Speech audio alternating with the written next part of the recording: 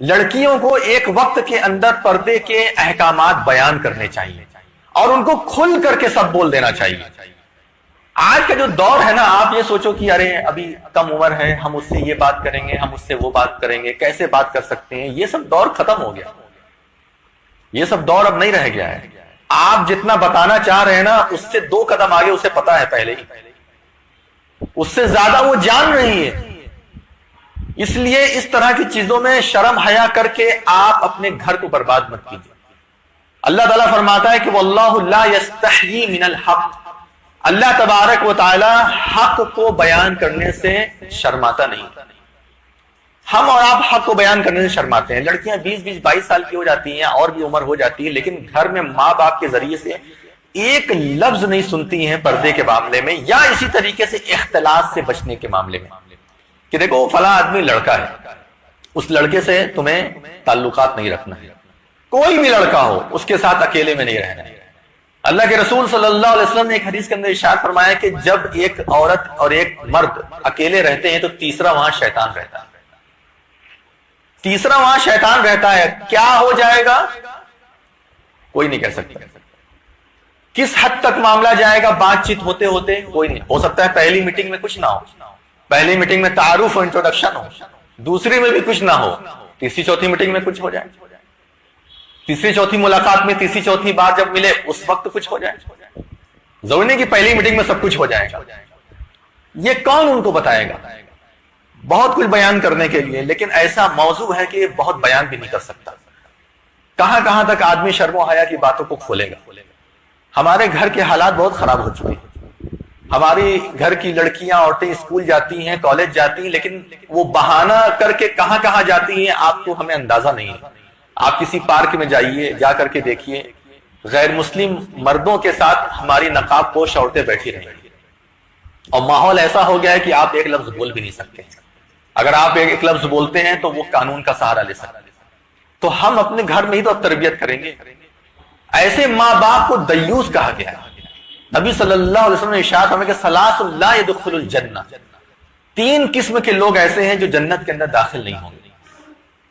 مدمن الخمر، بہت زیادہ شراب پینے والا. شراب پینا بھی عیب ہے، چاہے کم پیو چاہے زیادہ پیو، لیکن جو آدمی ہمیشہ شراب میں ڈوبا رہتا ہے وہ بہت بڑا گناہ کرتا ہے. اس کا جنت میں جانا بڑا مشکل ہے. اللہ تعالیٰ معاف کر دے تو کر دے، بہت مشکل سے. دوسرا عاق الوالدین، اپنے والدین کا نافرمان. یہ لوگ بھی جنت کے اندر بڑی مشکل سے جائیں گے. اور تیسرا جو ہے وہ کون ہے؟ والدیوس، دیوس جنت میں نہیں جائے گا. دیوس کا معنی کیا ہوتا ہے معلوم ہے؟ دیوس کا معنی ہوتا ہے وہ آدمی، وہ عورت جو اپنے ماتحتوں کی بے حیائی یا اور دیگر کاموں کو دیکھ کر کے خاموش ہے، کچھ بھی نہ بولیں، کوئی نصیحت نہ کریں.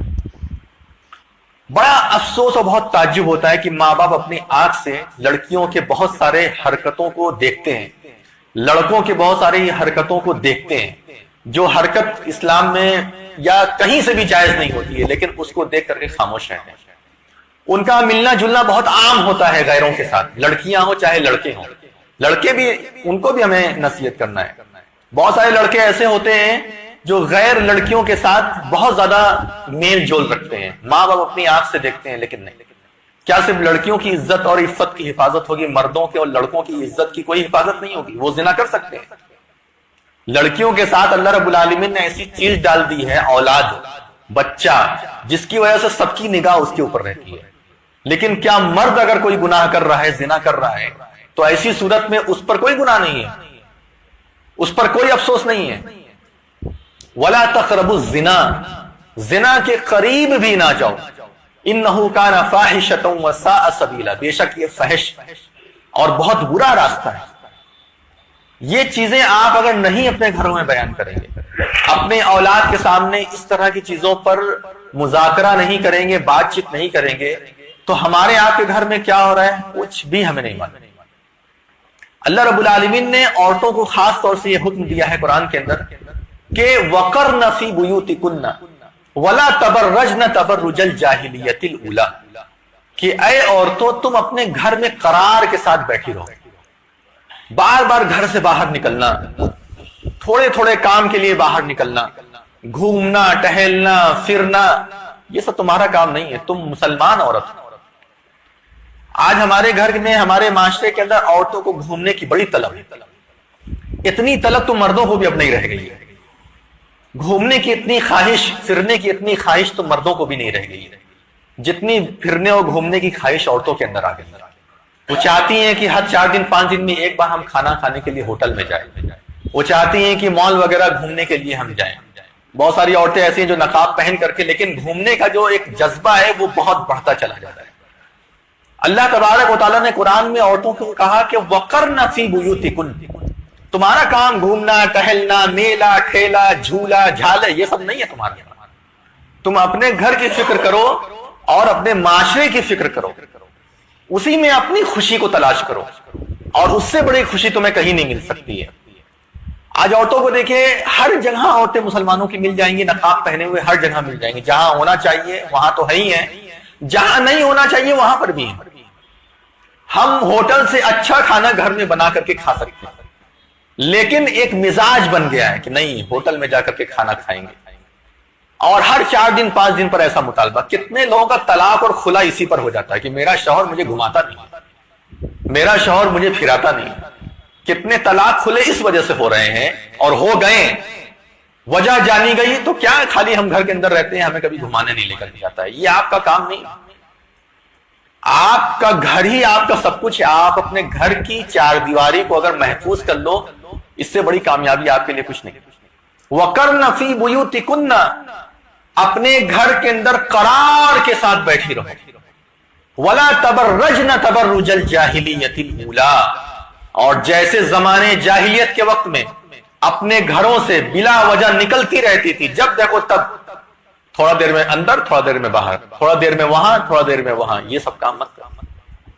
وَأَقِمْنَ الصَّلَاةَ وَآتِينَ الزَّكَاةَ، نماز قائم کرو اور زکوٰۃ ادا کرو. وَأَطِعْنَ اللَّهَ وَرَسُولَهُ، اور اللہ کی اطاعت کرو، اس کے رسول صلی اللہ علیہ وسلم کی اطاعت کرو. انما یرید اللہ لیذھب عنکم الرجس اہل البیت، اور اے نبی کی گھر کی عورتوں، اللہ تعالیٰ یہ چاہتا ہے کہ تم لوگوں سے ہر قسم کی گندگی کو دور کر دے.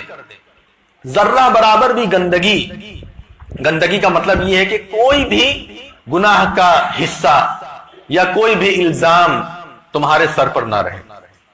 ایسی رہو کہ بالکل پاک صاف رہو.